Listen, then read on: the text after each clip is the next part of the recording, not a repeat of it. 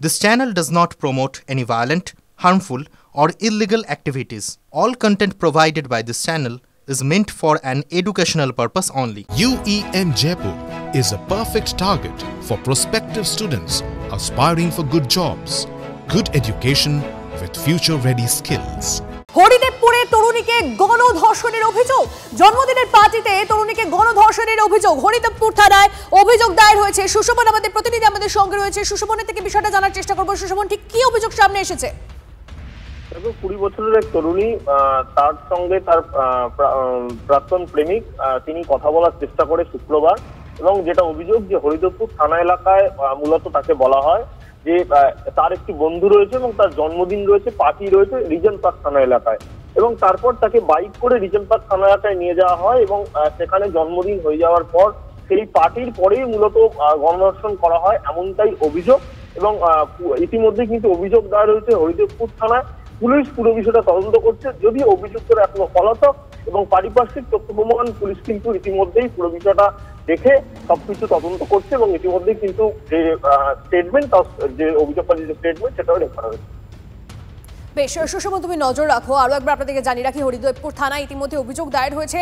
হরিদেবপুরে তরুণীকে গণধর্ষণের অভিযোগ সামনে আসছে। জন্মদিনের পার্টিতে তরুণীকে গণধর্ষণের অভিযোগ। সুপ্রিয় আমাদের প্রতিনিধি আমাদের সঙ্গে রয়েছে। সুপ্রিয়র কাছে ঠিক এই বিষয়ে কি কি ইনফরমেশন রয়েছে একটু জানার চেষ্টা করবো। সুপ্রিয়, দেখো, প্রাথমিকভাবে এখনো পর্যন্ত আমরা যেটা পুলিশ সূত্রে জানতে পারছি যে জন্মদিনের পার্টিতেই ওই তরুণীকে গণধর্ষণ করা হয়, এমনই কিন্তু অভিযোগ করেছেন লিখিতভাবে ওই তরুণী, এবং সেই অভিযোগের ভিত্তিতে পুলিশ তদন্ত শুরু করেছে। তবে এখনো পর্যন্ত কোনো অভিযুক্তকে গ্রেপ্তার করা সম্ভব হয়নি, এমনটা আমরা পুলিশ সূত্রে জানতে পারছি। অর্থাৎ বলা যেতে পারে যে অভিযুক্তরা ঘটনার পরেই গা ঢাকা দিয়েছেন বা তারা পলাতক অবস্থাতে রয়েছেন।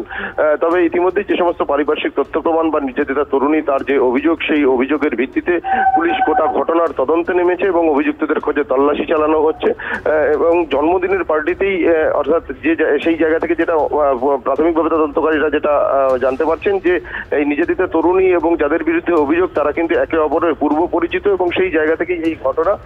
তবে ঘটনার বিষয়ে অভিযুক্তদের গ্রেপ্তার করার পর কিন্তু আরো অনেক তথ্য সামনে আসবে, এমনটাই কিন্তু পুলিশের তরফ থেকেও দাবি করা হচ্ছে। বেশ, নজর রাখো সুপ্রিয়, ধন্যবাদ।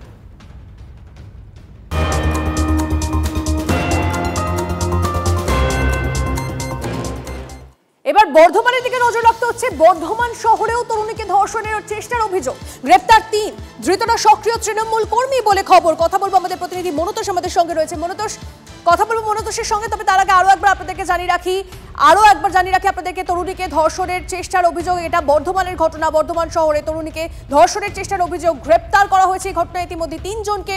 ধৃতরা সক্রিয় তৃণমূল কর্মী বলে খবর পাওয়া যাচ্ছে। ঘটনায় মুখে কুলুপ শাসক দলের নেতাদের। মনোতোষ আমাদের প্রতিনিধি আমাদের সঙ্গে রয়েছে। মনোতোষ, বর্ধমানে যে ঘটনা ঘটেছে সেটার সঙ্গে তো শাসক দলের নাম জড়িয়ে গেছে, জেলা নেতৃত্ব কি বলছে?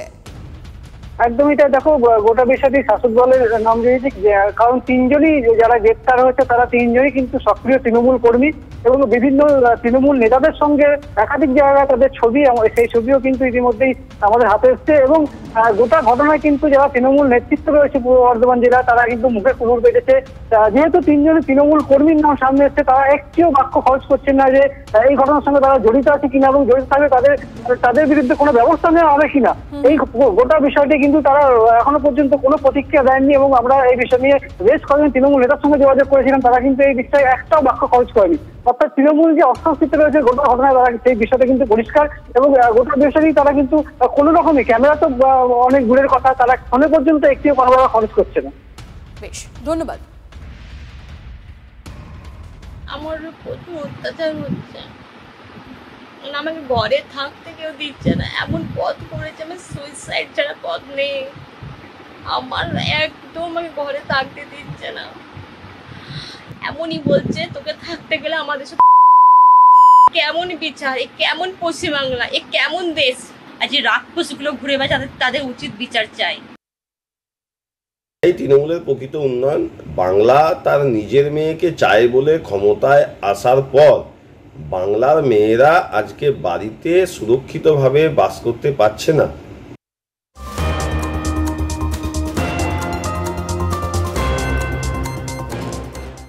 এবার এবার পঞ্চায়েত সমিতির সভাপতির স্বামীর বিরুদ্ধে শ্লীলতাহানির অভিযোগ। অভিযুক্ত নিজেও তৃণমূল নেতা।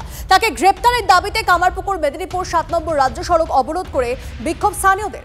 উত্তেজনা কামারপুকুরের গোঘাট ২ নম্বর বিডিও অফিস মোড় এলাকায়। ঘটনাস্থলে গোঘাট থানার পুলিশ।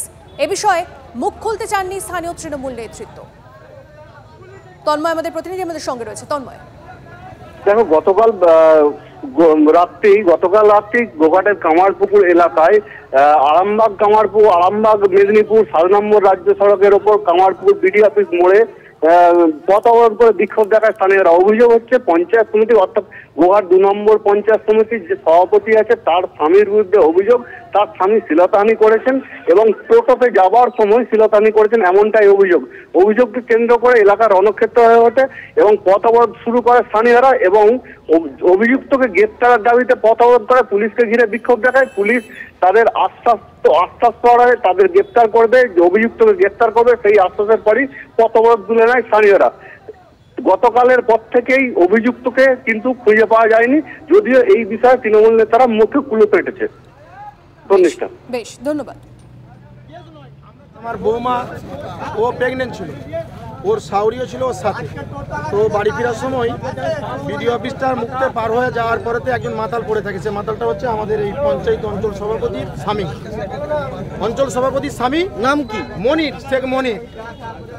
তো সেও টোটোটাই উঠে, মানে তাকে তুলতে নিষেধ করেছে, যেহেতু মাতাল অবস্থায় আছে, মহিলা আছে, তুলতে নিষেধ করেছে। তার পরক্ষণও সে শুনেনি। যাই হোক, টোটোওয়ালা ভয়ের কারণেই হোক বা যে কোনো কারণেই হোক তাকে তুলেছে। হয়তো তাকে ভয় করে, যেহেতু সে একটা শাসন ক্ষমতায় আছে, সেই জন্য ভয় করে।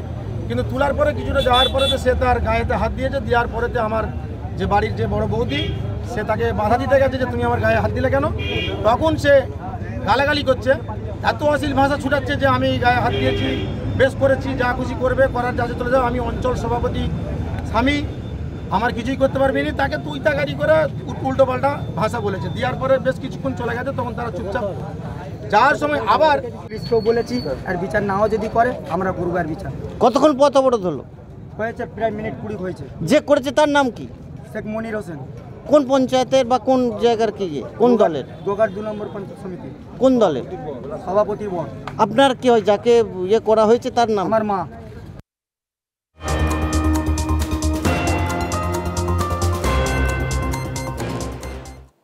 বাসজনিতে প্রেমিককে ভিডিও মেসেজ করে আত্মঘাতী তরুণীর বাড়ি বিবেকানন্দ পার্কে বলে এখন অবধি জানা যাচ্ছে। আরও একবার জানিয়ে রাখি আপনাদেরকে, বাসজনিতে প্রেমিককে ভিডিও মেসেজ করে আত্মঘাতী তরুণীর বাড়ি বিবেকানন্দ পার্কে বলে খবর।